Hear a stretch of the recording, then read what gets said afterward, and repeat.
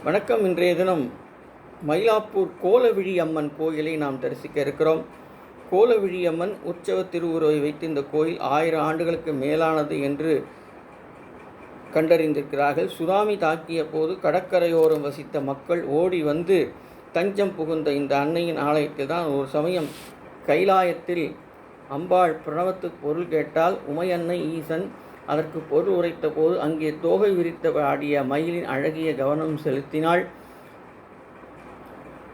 அதனால் கோபம் கொண்ட ஈசன் தேவியை மயிலாக மாறிட சாபமிட்டான். பூ உலகில் திருமயிலி அன்னை மயில் உருவாய் மாறி ஈசனை துதித்து வந்தால் அப்போது இந்த பகுதி தீய சக்திகளால் நல்லோர்கள் பாதிக்கப்பட்டார்கள். அதனால் ஈசன் மகா காளியை மயிலுக்கும் காவலாய் அமர்ந்து காக்க ஆணையிட்டார். ஈசனின் அருணைப்படி மயானத்தை நோக்கி அமர்ந்து அருளை வாரிக்கொண்டிருக்கிறாள் கோலவிழி அம்மன். இரவைக்கு முன் கல்லினால் ஆன சிறிய தேவி சிலை உள்ளது. அபிஷேகங்கள் எல்லாம் இந்த சிலைக்கே நடைபெறுகிறது என்பதை தெரிந்து கொண்டோம். மயிலை கோபதி நாராயணசுவாமி சாலையில் இந்த ஆலயம் உள்ளது. நன்றி.